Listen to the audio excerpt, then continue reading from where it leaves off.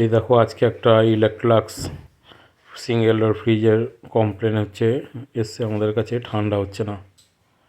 তো আমরা এসে ফ্রিজটা চেক করছি। তো চেক করে দেখলাম যে ফ্রিজটা মাইনার স্টেনারের গোড়া থেকে লিক আছে, লিক হয়ে চোকিং হয়ে গেছিলো। তা কাজে আগে চার্জিংটা ভাঙলাম। ভাঙার পর এই সাকশান পাইপটা দেখো, যেটা দেখাচ্ছি এটা হচ্ছে সাকশান। এই সাকশান পাইপটাকে আমরা খুলে নেব, খুলে নিয়ে একটুখানি ভালো মতন ফ্লাশ করে নেব। কম্প্রেসারের প্রেসারও মোটামুটি ভালো আছে, কনডেন্সারটাও ফ্রেশ আছে। এই দেখো সাকশানটা আমরা খুলে নিচ্ছি। যখন তোমরা এরকম কোনো ফ্রিজ চলছে ঠান্ডা হচ্ছে না, যে প্রসেসিংয়ে করছি আমি এরকমভাবে করো।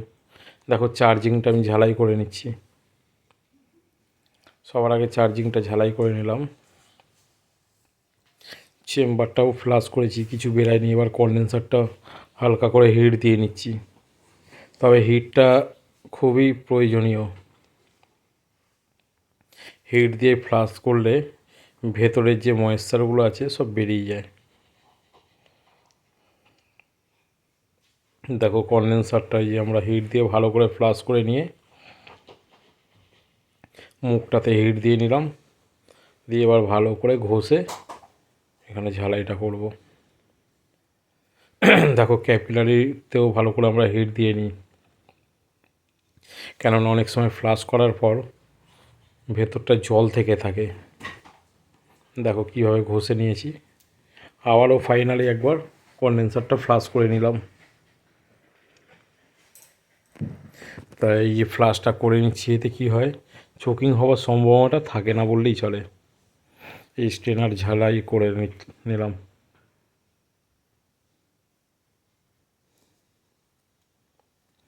অলরেডি আমার এদিকে কমপ্লিট। এবারে ডিসচার্জের গোড়ায় একটা রিপিট ছিল, এই রিপিটটা কেটে একটা কোয়ার্টার কপার পাইপ শর্ট করে ঝালাই করে নিচ্ছি। যারা এই লাইনে কাজ করো তারা হয়তো আমার কথার ভাষাগুলো বুঝবে। তবে কখনো কোনো সময় কোনো কিছু অসুবিধা হলে আমাকে জানাবে, আরও যতটা পারি পরিষ্কারভাবেই জানিয়ে দিই। এবার দেখো এই যে লিক চেক করছি, সাকশানটা চেপে লিক চেক করে দেখে নিলাম যে স্টেনার লাইনটা ডিসচার্জ লাইনে কোনো লিক আছে কি না।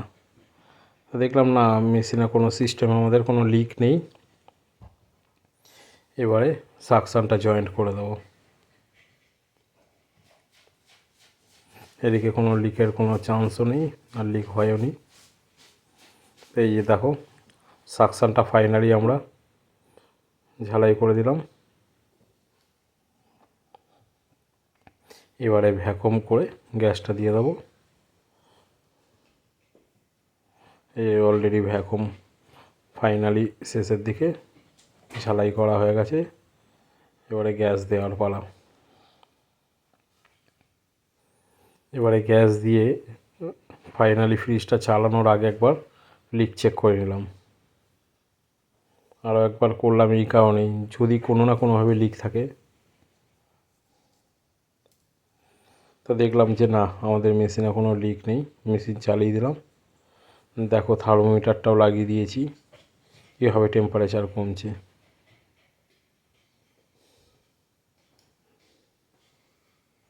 দেখেছো কেরমভাবে টেম্পারেচার নামছে। ব্যাক প্রেসারটাও দেখো জাস্ট 10-এর দিয়ে 2 কাঠা ওপরে। মেশিন আমার এদিকে কমপ্লিট। তোমাদের মাইনাস টেম্পারেচারটাও দেখিয়ে দিই, 2.3 এসছে, 1.7। দেখো জিরোতে চলে এসছে, দেখো -1.1। মেশিন আমার এদিকে কমপ্লিট হয়ে গেছে। চার্জিংটা আমরা ঝালাই করে দিলাম। লাস্টে দেখো লিক চেক করে নিলাম। তোমরাও যখন করবে সবার শেষে লিকটা ভালো করে চেক করে নেবে, কারণ লিক না চেক করলে যদি কখনো লিক থাকে পুরো গ্যাসটা বেরিয়ে যাবে। দেখো -6.7, খুব সুন্দর ঠান্ডা এসে গেছে। -6.7 থাকলে ঠান্ডাটা কীরকম আসতে পারে ভেবেই নাও। ভেতরে লাইট কাটা ছিল, যাই হোক কমপ্লিট।